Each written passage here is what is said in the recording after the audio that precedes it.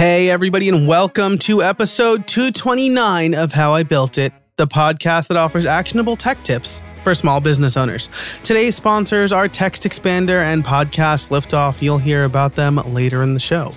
Today, our guest, Andy Schaff, really delivers on the actionable tech tips. He's the development architect at Portent, and we have a fantastic chat about how to make your website more performant from the ground up. We get pretty technical, but don't worry because I rain down analogies like it's my job. Andy drops a ton of knowledge about back-end performance and gives both developers and small business owners starting points for making websites faster and why your Google PageRank depends on it. In Build Something More, we talk about two things: his record collection, which I had the benefit of looking at during our interview. It's vast, and we get into how he got into record collecting and things like that. But we also talk about the acquisition that he and his company went to after being at this company for a while. So it was a really interesting conversation to hear. If you want to join the Build Something Club, you can do so over at buildsomething.club. You will get the bonus part of this episode, as well as bonuses to every episode. As a matter of fact, there'll be ad-free extended episodes. You'll also get access to the quarterly members-only episodes, members-only podcasts, live stream archives, a community where we have AMAs, networking events, and lots of other stuff as well. It's just $5 a month or $50 a year. That is 2 months for free, and you can sign up over at buildsomething.club. Now, let's get on with the interview with Andy Schaff. Andy, how are you today? I'm doing well. Thank you for having me. My pleasure. Thanks for coming on the show. Now, I'll just say right off the bat that I'm really digging. This is not a video podcast. So for the listeners, Andy has a very, it looks like a very complete record collection behind him. So maybe we'll talk about that and build something more. We'll see. We'll see where the conversation takes us. But before we get into any of that, really, Andy, why don't you tell us a little bit about who you are, what you do, particularly what does development architect mean? Yeah, so it's a contributor path with Portent that I've been on for a long time now. I've been working with Portent since 2004, and I didn't start off being an expert with site speed or really being an expert at all. But over the years of doing lots and lots of client sites and failing in some aspects and learning and improving, and the technology is changing, I've worked up the expertise to get to where I'm at now. And what that means, I'm more back-end focused, but I implement everything that happens on the front end. So, the term full stack developer gets thrown out a lot these days. I don't know how many true full stack developers there actually are. I would consider myself a little bit more of like a full stack implementation engineer. Like you don't want me doing your CSS because I'm not trained in it, right? But I understand how it works. I can set up the pre-processing workflows and things of that nature.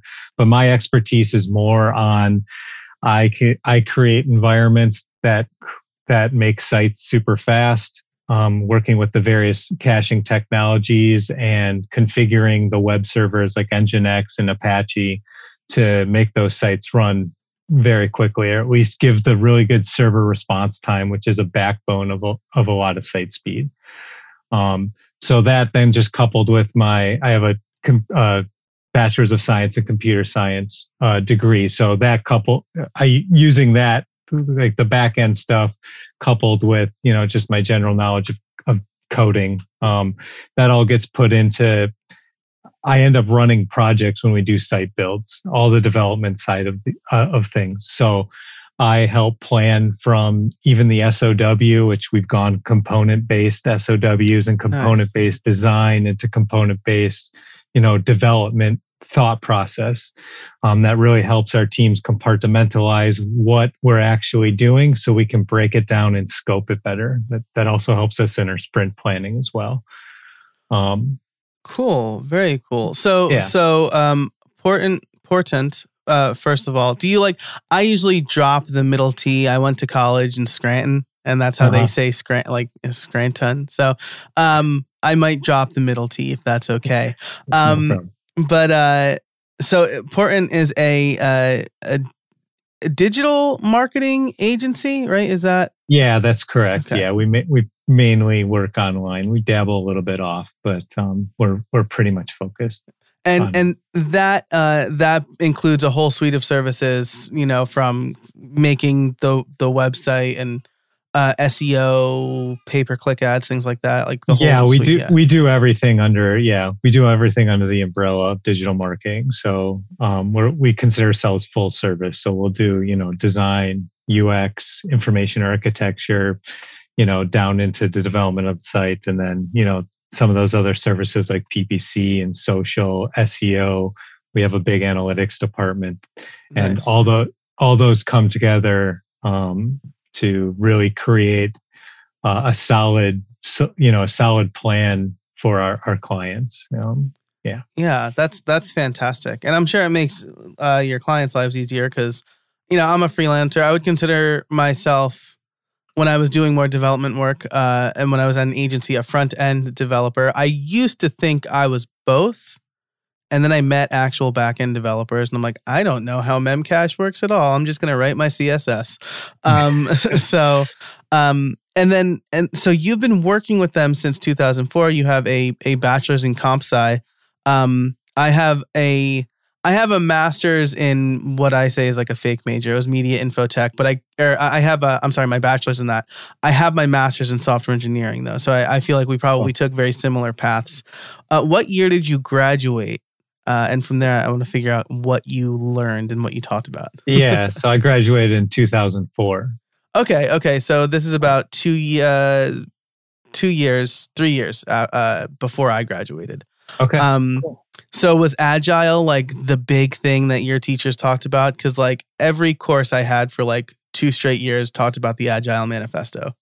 Yeah, for sure. It was. Yeah, absolutely. Yeah. And we learned the main language that I studied was Java. Okay. Likewise. That was my follow-up. I think my alma mater is still teaching Java primarily, which bums me out. But yeah, I would feel like Python feels like the one that a lot would be kind of gravitating towards, but I do understand Java is still very popular. It just feels like it's starting to get surpassed by Python. Yeah, that's a good point. And I guess like when we started learning it, it was like less than a decade old or something like that, right? It was like yeah. But anyway, so I was just generally curious about that. So sure. Working you have been in at this company since you graduated. Very rare for people our age, elder millennials, if you will. Mm-hmm. Usually we're jumping from job to job every 2 to 3 years. So I guess this is a very interesting perspective for me. What made you want to keep working at Portent?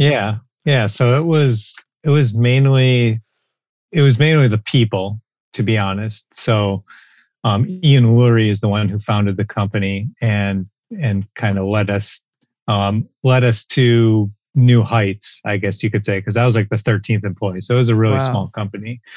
And there's just a really good core of people on the team. And I believed his vision. I still do. The vision that he created is still ongoing within Portent. He is, since that has happened, he sold the company in 2017, I believe, to ClearLink, who's our parent company now.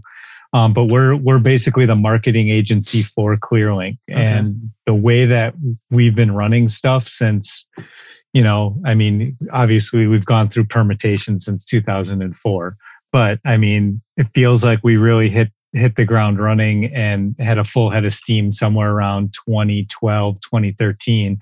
And the core philosophies that have been created by Ian and the rest of the team have continued forward, and we're still running. Like, yes, we were purchased, but it feels like we're still our own little agency shop that was around 10 or 7 years ago or so.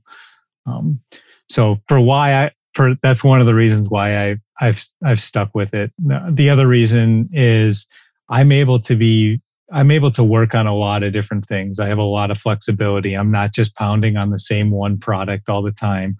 We're taking on all sorts of different clients. I've done e-commerce. The languages I've worked in have been from Cold Fusion to Classic ASP. Wow. I've touched .NET, which never again, but that's personal for me. But in the PHP, which I mainly work on now, I've done Java with Spring and Hibernate before.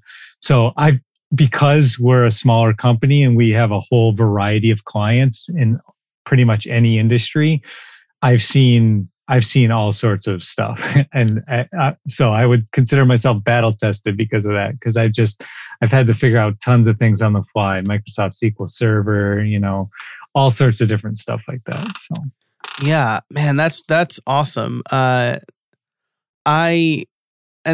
really admirable, right? Because like you said, it sounds like you got to work on a diverse set of projects. That was when I was at an agency.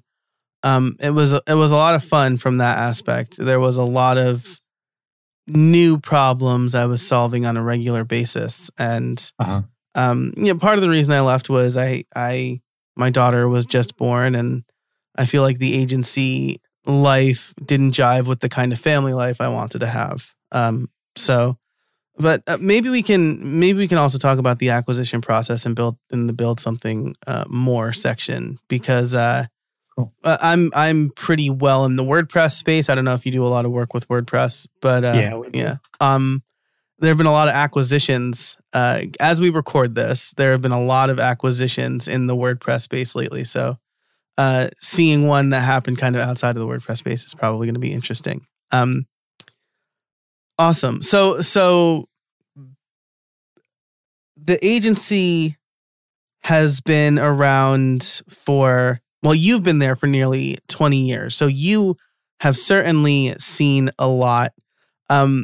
Digital marketing agency in 2004 probably wasn't even a word, wasn't even a term. You were just you did web design, probably, if I had to guess. Yeah, it used to be called Portent Interactive, if that dates it enough. Yeah, that's totally... Because interactive was a whole new thing, basically, back in 2004. Yeah. So before we get into the main topic, right, which is kind of why you should have a performant website, what kind of evolutionary milestones stick out in your mind? Do you remember the first WordPress site you made, or the first time you implemented caching or whatever, when you moved from interactive to digital marketing agency? Yeah, for sure. Yeah, I can think of two immediately where it was so the first one was the company was based in a little business center in Tukwila, Washington, which is 20 miles south of Seattle. And so we were just kind of this little scrappy shop with not a ton of people, but we were growing. And it felt like a big milestone was when we finally committed and moved down to downtown Seattle into the Smith Tower, the historic Smith Tower. And so that was a really big step up, because it went from, just the look and feel of the office and all that. You could tell that we were starting to make a name for ourselves, and we were starting to land larger clients. Yeah. And that's where Amazon has headquarters there, right? And Microsoft has headquarters there. Yeah, absolutely. Yeah. So getting down into that space, it just kind of bumped us up to the next tier. Not only were we building upon the clients we had, we were now looking more attractive to a lot of clients in the area because of that move. Wow. So that was a big one. And then with that, some of the clients that we got somewhat early on in the Smith Tower age of Portent was was when I started working closely with Ian on really diving in and figuring out the site speed stuff from the server level. So that's when I started to do a deep dive into learning Nginx and Varnish and some of these technologies that drastically speed up your site. One of the tasks I had, I'm not going to name client names because I don't know if I have permissions to, but one of them, I remember specifically one of them, I had to architect the environment for 1 million unique page views a month, which, nowadays that's not that crazy difficult, but it felt like a big task at the time because it wasn't something that, we're not dealing necessarily with huge enterprise clients. We deal with small, typically over the years, it's been small to medium. And in more recent years, we're getting higher into enterprise, but back then it wasn't quite like that. And this was a client that was right on the edge of enterprise. And so that was one of the milestones I absolutely remember because I had to come up with the environment, which was, had a load balancer and SSL termination, and it had multiple web nodes, a main, and then, a secondary that kind of mimicked the main. And so that kind of structure was like, oh, wow, I learned a lot about it, and it became kind of a framework for what I use going forward. I've since, kind of fine-tuned that architecture or that plan, but that milestone absolutely stands out. Yeah, that's awesome. And so was this like before things like AWS? I mean, I don't know when AWS started selling. AWS services. was around. Yeah, AWS was around. We were using a combination. We weren't directly with it. Well, I will say that for our clients, it kind of depended on who they wanted us to go with. So in that scenario, I was architecting something that ended up on Rackspace. But I think Rackspace had AWS underneath it. Or maybe they didn't yet, but they do now. I don't know. It's hard to keep up with who's the backbone these days. I know. It's when everything goes down, right? Like when AWS goes down and then everything. Oh, I guess Netflix uses AWS. Yeah, for sure. This episode is brought to you by Podcast Liftoff. This is my own course and offering. And if you are thinking, hey, I want to start a podcast, or hey, how does Joe make podcasting mostly his full-time gig? Well, it's because I have found the formula to making money podcasting, and I teach you that in my Podcast Liftoff course.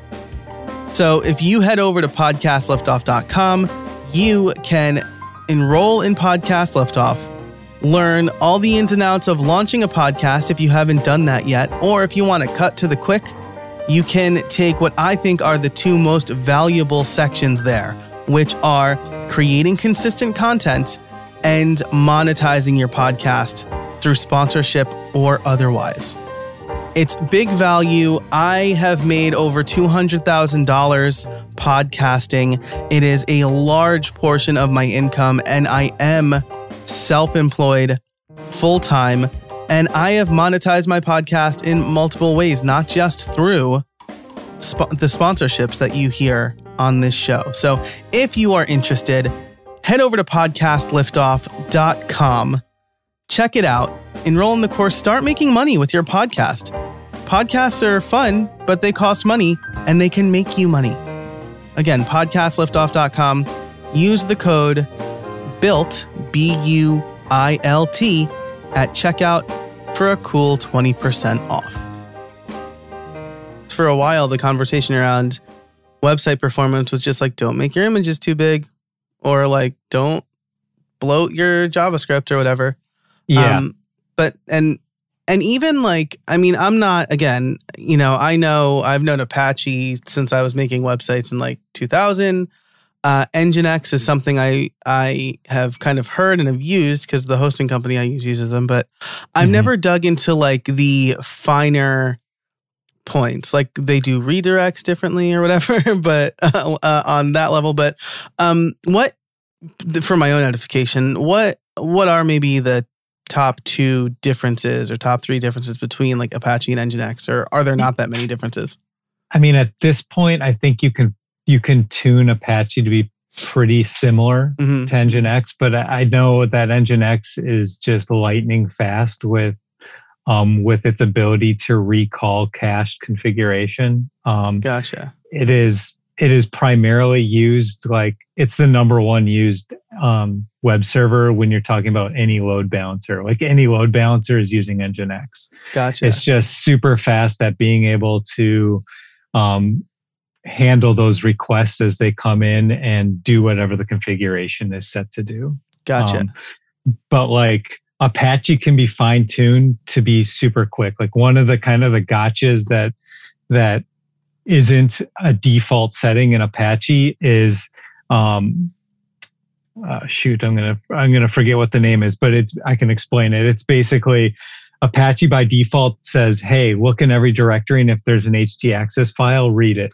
Right? So that the process of having to do that slows down Apache a bit. So you can turn that off by default. Gotcha. So that makes it a lot more fast. So all the configurations, you're including them, but they're cached by Apache so that when the requests come in, they don't really have to think about it because it's in the cache. Whereas if that setting's on, it's going through every directory that thing could touch and saying, oh, is there an htaccess file? Oh, there is. Now I have to process it in real time.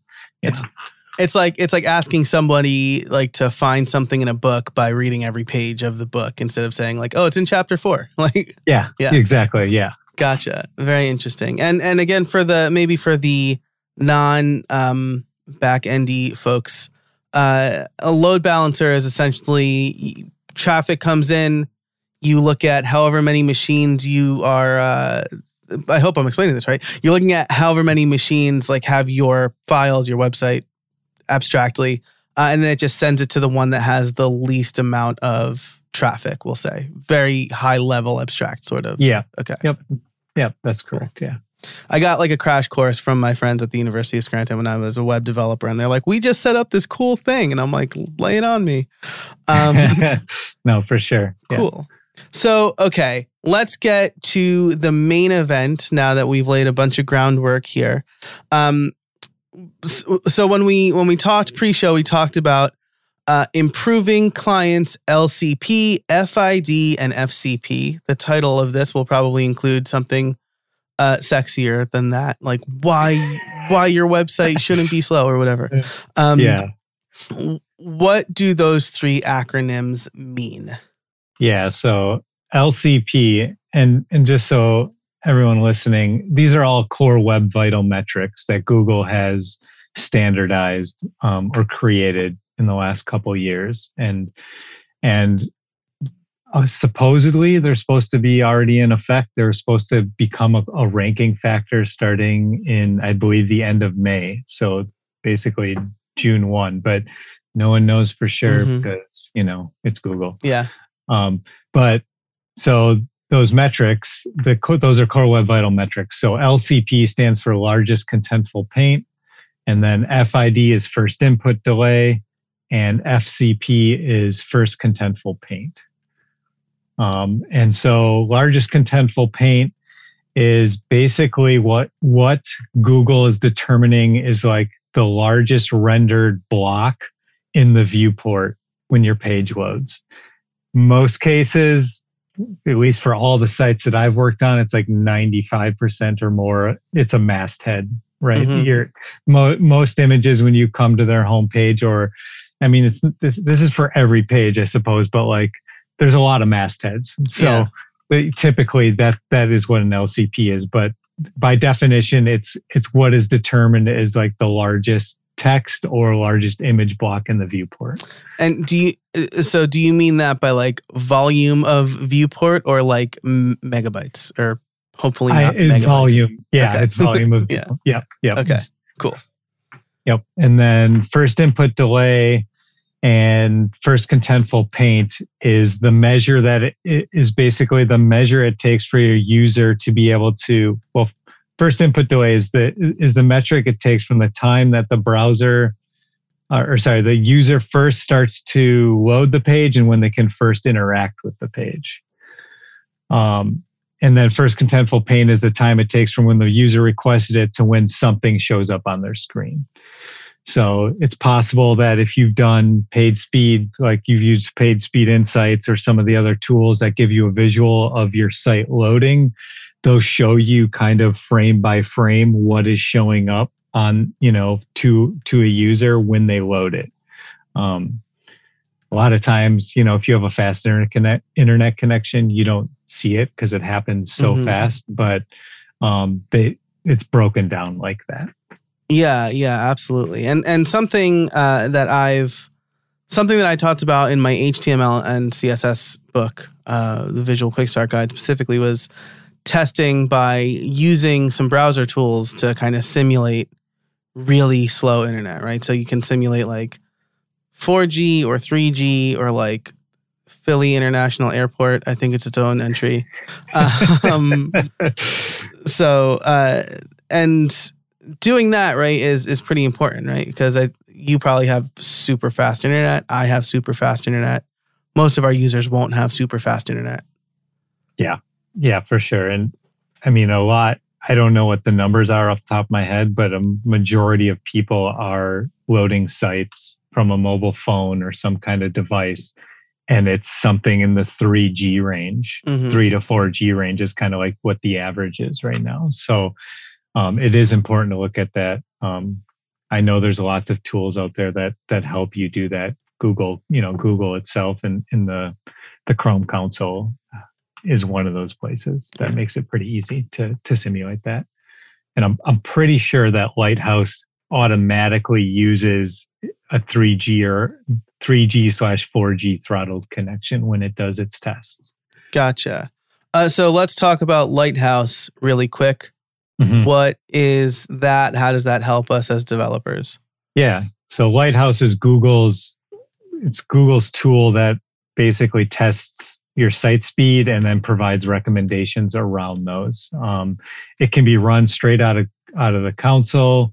It can be, there's like a command line tool for it if you want to use that. And then it's also the logic and algorithm behind page speed insights when you go directly to that web tool that Google has. Gotcha. And again, this is important because, if you've been listening to a lot of stuff in the WordPress space, or just generally web news, Core Web Vitals has been buzzing for a couple of months. Again, as we record this in June. I spoke to Alberto Medina. He's a developer advocate at Google. I spoke to him on another podcast that I host with Plesk. These are important because, as you said, they're ranking factors, right? So if it takes like 5 seconds for, let's say, first content or contentful paint, that's going to lower your page rank, right? Not to mention other things, but that'll lower your page rank for the purposes of this conversation. Yeah, absolutely. And just to kind of take a step back, like, yes, Google is popularizing this. It's making it more kind of in your face as developers and marketers. But, it's important to realize how important site speed has been and is and will continue to be going forward. Portland has been doing site speed analysis, auditing, and improvements for a decade now. And it's just, when you start understanding that there is a direct correlation between whatever your site goals are and site speed, that needs to be at the forefront of, everyone who's managing websites, and web developers should be aware of it and working towards improving it. And if you are running a website as, a manager or marketing, like a vice director of marketing or something like that, this should be a top item for your site, because if your site's not performing, people bounce. Like if you go to a website and it takes, 5 seconds for something to load and you click and every page takes about that long, people are going to be gone real quick. I mean, we're impatient as users these days, it's just the truth. So it's important to keep that in mind, that that site speed before these core web vital metrics, it's always been important. And the longer you keep people engaged on your site, the quicker they're able to get responses and get to where they want on your site. That's a good user experience. And that's kind of what why Google has done Core Web Vitals. You know, they throw the word out, user experience, right in the definition. It's a measurement of user experience. And so that's kind of put that in the forefront. But yeah. Yeah. I mean, not to mention that I have a notebook of some stats here that I did from another kind of recent interview, but it was something like after 2.7 seconds, each additional 100 milliseconds costs you like money, right? Like it costs you in conversion. I think it's 7% conversion for every 100 milliseconds or something like that, right? So if you're a store, that could cost you money, right? I think every with Amazon, it's like every second costs them like some insane 6 or 7 digit number. So for sure, yeah, they're working with some exponentials there. Yeah.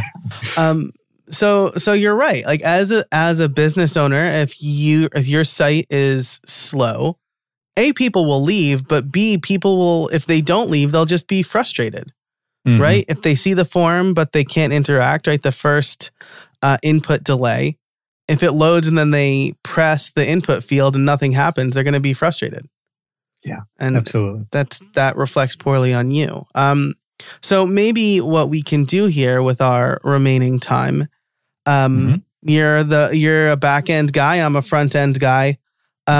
What tips do you have for?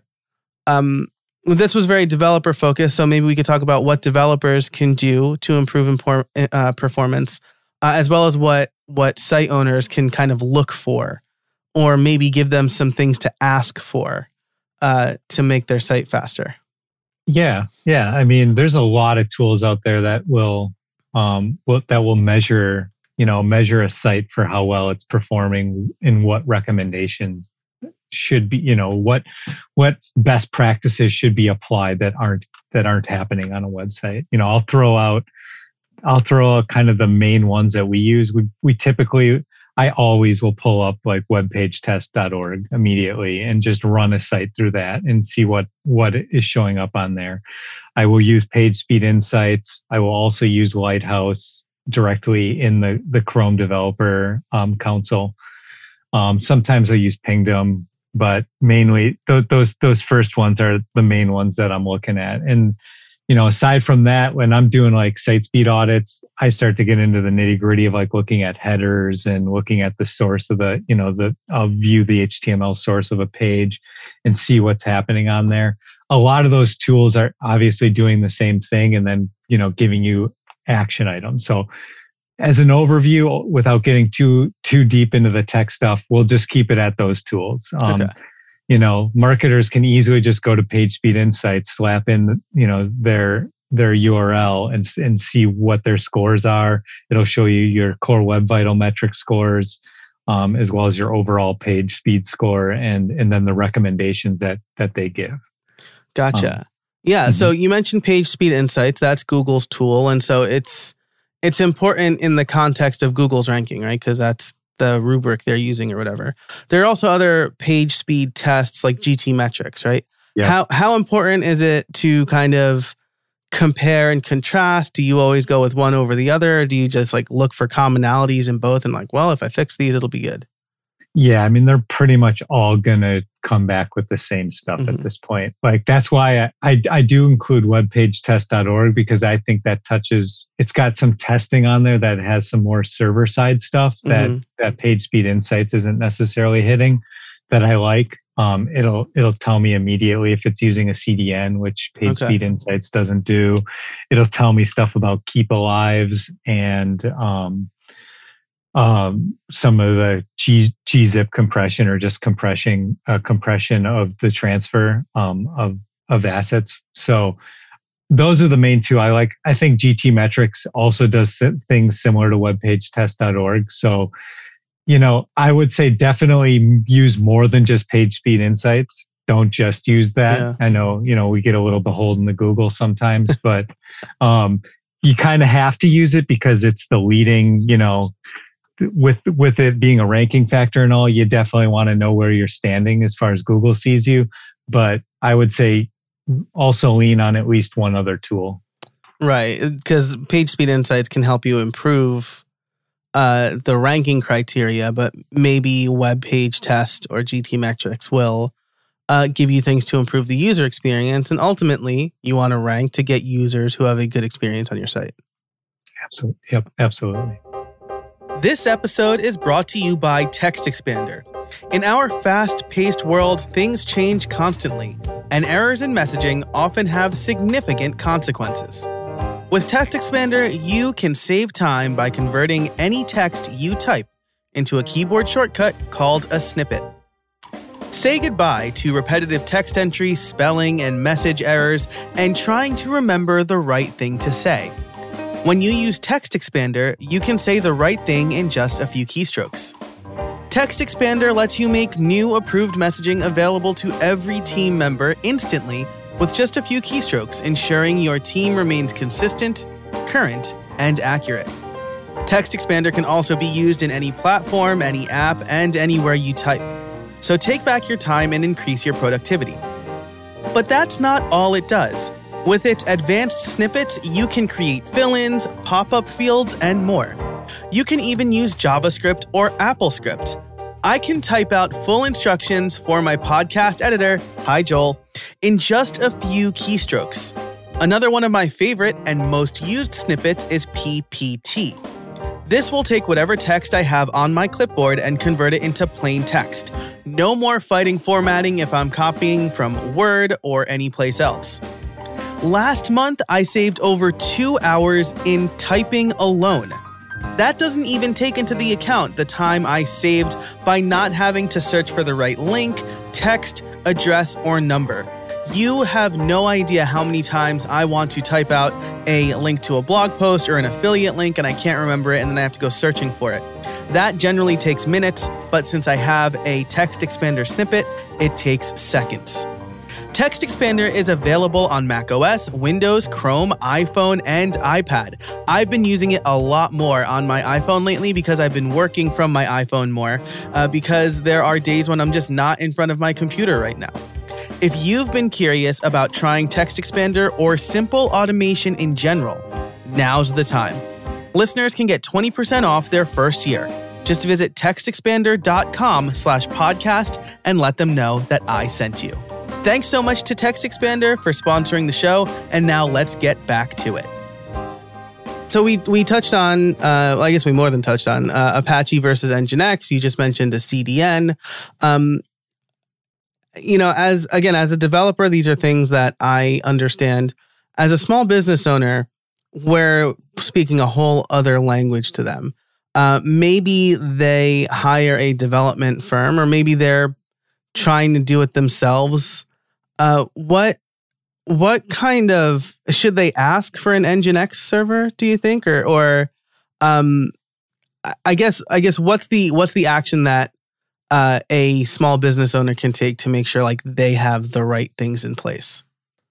Yeah. I mean, that it's certainly more challenging because they're going to have to do some research on their own. Mm-hmm. But what I will say right off the bat with that is don't skimp on hosting.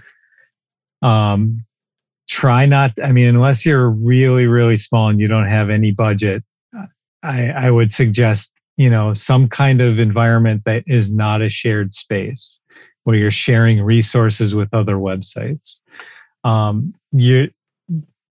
The scores or the response times that you will get on those kinds of hosted environments are just not nearly as good as dedicated resources.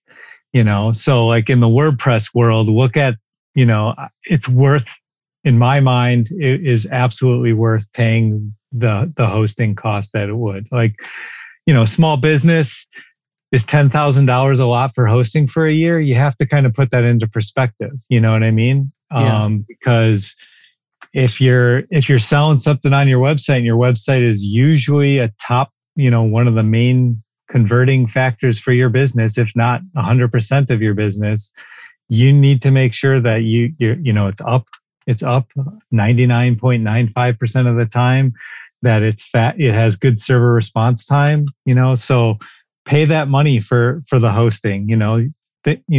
There's a lot of options out there between like Pagely and WP Engine and some of these ones for WordPress specifically that create a good environment, that give you some of that backbone. They give you good server response time. They almost always have like a good page caching technology installed by default, like a Varnish or something along those lines, or a Memcache, things of that nature. So that would be my recommendation. From there, I think you have to do a deeper dive into what the components are that make up fast sites. That's a harder aspect. Mm-hmm. It's easy for me to talk about it because I've been doing it for a decade plus, right? But a good piece of knowledge is that site speed isn't just like one thing. Mm-hmm. It is a whole bunch of things that come together that incrementally improve your site, that make it better, right? So low-hanging fruit, make sure you're optimizing your images before you're putting them up. That's like one of the big ones, because if you're uploading a 4 megabyte file and that's the file you're putting on your homepage, that's 4 megabytes on top of everything else that every user has to download every time, right? Which is probably like 4,000 times the size of the HTML being served, right? Yeah. A good rule of thumb is like, if the original image is like 4 megabytes, it can probably come down to somewhere between like 1 and 400 kilobytes when it's compressed. Yeah. So you think about how much savings that's a lot. Now when that starts happening with more than one image, all of a sudden, that's a huge performance gain. So that's definitely like a low hanging fruit one. Yeah. And I would say page caching is another one. Like page caching, and you have to be careful with e-commerce sites with page caching, just because it's more interactive. There's sessions and whatnot. Mm-hmm. But in general, page caching is another huge one, because what page caching is it says a request comes to the server, and typically the server has to say, okay, here's a request. I have to compile it. And let's just take a WordPress site. WordPress is run by PHP. So PHP has to fire up. It has to talk to the MySQL database to get all the data that builds the page. It has to render it all together and then spit out the HTML. With page caching, that request comes in the first time, and that generated HTML gets put into cache, right? So when the next request comes in, instead of doing all the PHP processing and the grabbing from the MySQL database, it just says, here's the HTML, paint it to the browser, and there it is. And that's a huge performance gain. Yeah, it's almost like building a Lego set and then destroying it and building again the next time you want to play with it, versus building it and keeping it built, right? Yeah. No, absolutely. So real quick, just for completeness and show notes, you mentioned a couple of hosts that you would generally recommend. I know everybody has their favorite host, but what were those again? Yeah, I threw out Pagely and WP Engine. Pantheon is another really good one that we like. I'll keep it at that. I don't have a ton of experience outside of those. So those are like, I mean, I have touched on like Media Temple, but that was before GoDaddy purchased them. Mm-hmm. But I know they have like a dedicated WordPress hosting. Yep. And some of those come with caveats of like what plugins you can install and whatnot. So you have to take a good analysis of what you need and what you may not get from some of these. I would agree there. I would say generally, like if you want like a pretty typical, we'll say WordPress configuration, like WP Engine's really good for that. If you need really good development workflows, I think Pantheon is probably totally like the best option for that. I host all of my websites on Nexus, which is owned by Liquid Web. They have their managed WordPress and WooCommerce offerings that I like. But I mean, what you said there, and I want to bring it back for this reason too. You said don't skimp on hosting. I think that's so important, right? Because it's like the difference between if you had a physical storefront, like having like this tiny hole in the wall with like a sheet for a door, where everybody could just rob your store whenever, or like being in a nicer district where there's good foot traffic and security. Like, I don't think a lot of business owners today who have only online businesses realize just how cheap starting a business is. Mm-hmm. So if you're saving a ton of money by not needing a storefront, spend that money on hosting, because again, that's you mentioned $10,000. I'm on excellent hosting that's like $150 a month, so that's like less than $2,000 if I did my math right there. And it's so worth it that I don't have to worry about if my site's up or if it's really slow. I'm trying to sell services on that site and on those sites. So again, longtime listeners will hear me get on this high horse multiple times, but it's so important. So I'm really glad you mentioned it. Yeah, no, absolutely. Yeah.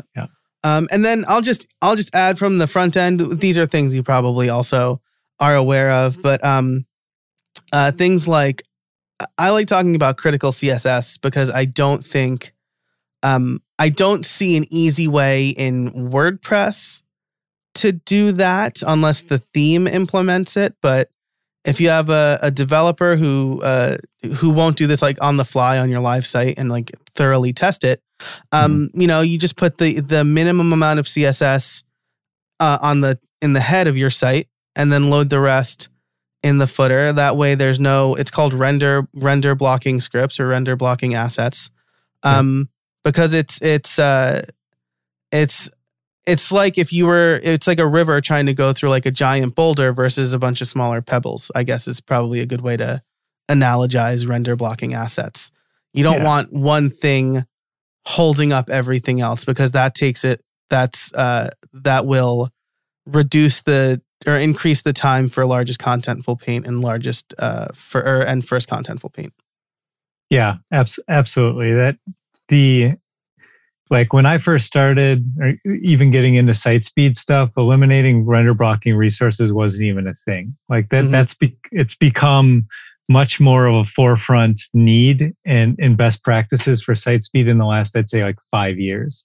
But it's so important. Like I recently or somewhat recently wrote a post just kind of putting in what I considered the tiers of site speed, like what are the most important, like a tier 1 items, which is like optimizing images and reducing response time and leverage browsing caching and things like that. And then tier 2. And I feel like eliminating render blocking resources is pretty much like a tier 1 at this point, because Google's going to knock you with all of its, with all of its metrics and its tools. It's pretty much whenever we do an audit, like if they need help, guaranteed they need render blocking resource help, which is like implementing a critical CSS and asynchronous loading system is how you eliminate render blocking resources. Yeah, absolutely. And part of that problem is probably you have all these tools. You have like Google Analytics, which can go in the footer, right? But like some Hotjar, for example, can't. Like it has to go in the head, which is insanely frustrating to me. Like I will disable that as soon as I no longer need it, just because I'm like, why? Why do you need to be in the head? Yeah, no, for sure. That's one of those items where we put on audits too, is just really having the third-party scripts analyzed. It's one of my frustrations as a developer, because it's like we create this site and we optimize it for all the speed, but our analytics and our marketing teams are like, okay, well, we need GTM. And then basically it just opens up, the world for them to just be like, I'm going to drop in this script, and this script. The and Facebook pixel, everything. Yeah. The chat, and we need intercom, it's... Yeah. So there's definitely a little bit of a battle there. But I think, I understand the importance of it as well. People want their metrics. They need their metrics to be able to analyze what's happening and to be able to make informed decisions.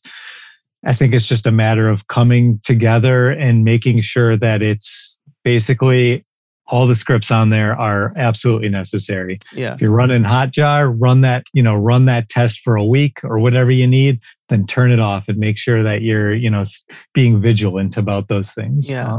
Also, another tip on Hotjar, right, is that if you don't have a ton of traffic, Hotjar is not the most not the most useful tool on the planet, right? Like if you just have a bunch of people like going and looking at the headline and leaving, that's not going to tell you anything. So now you're just adding render blocking resources for no reason, right? Because you're not really getting any interaction there. So like Andy said, think about the tools you need. Also, having Google Analytics, fine. You don't need like 4 analytic tools, right? Like think about what you want to measure and use the one that works best for you. For sure. So yeah. Awesome. Well, we've been talking for a while. This has been a great conversation. Yeah, absolutely. Before we go, I do need to ask my favorite question, which is, do you have any trade secrets for us? Ah, yes. Trade secrets. I guess I would say keep working at it. I know I touched on this a little bit earlier. As a web developer, just keep continually testing the sites that you're working on and really understand like what each one of them means as far as like, because they all have different, they're helping the site in different ways. And so I mentioned this earlier, but site speed or page speed is a combination of a bunch of good practices. So understanding and encompassing those and bringing them in, into the plan goes a long way. And, as a web developer, if you're being proactive about that, you can bring that up in conversations with, with your internal team, with the client, and you can sound really smart, to be honest. If you're being ahead of the game on that and paying attention, and you're gonna look good. And because you're helping a vital aspect of that site. I would say that, and then I also touched on it earlier, is don't skimp on hosting. I mean, it's just such an important thing. Server response time is massive. Like it runs those 2 core web vital metrics. If you don't have, if you're running on like 1 core and 2 gigabytes of RAM, I'm sorry, like you're going to get destroyed by websites that have 8 gigabytes of RAM and 2 to 4 processors. There's just no getting around it. Yeah. It's when you mentioned that, I was going to bring this up too, but it's I'm big on analogies if you haven't noticed, but I have. Shared hosting is kind of like the apartment building, right? Or the college dorm, right? If one apartment's on fire, then your apartment has a high probability of getting burned down as well. Or if there's like a single heater, I guess, in the whole building, right? It's like not apartment temperature controlled. Absolutely. Yeah. So, Andy, this has been great. Thank you so much for your time. I really appreciate it. Reminder that in Build Something More, we're going to talk about kind of what it was like going through an acquisition at a company that Andy's been at for a long time, as well as, I'm going to ask him about some of his records behind him. But if you want to get that, you can head over to buildsomething.club and sign up for the membership. It's $5 a month or $50 a year. Get 2 months for free. And you get ad-free extended episodes. But for now, Andy, where can people find you if they want to learn more? Yeah, portent.com, portent.com. Fantastic. I will link to that. And Andy's Twitter is at portentandy. So I will link to those things and everything we talked about. Lots of links in the show notes over at howibuilt.it. Andy, thanks so much for spending some time with us today. Thanks, Joe. Really appreciate it. It's been a great conversation. Awesome. And thank you to everybody listening. Until next time, get out there and build something.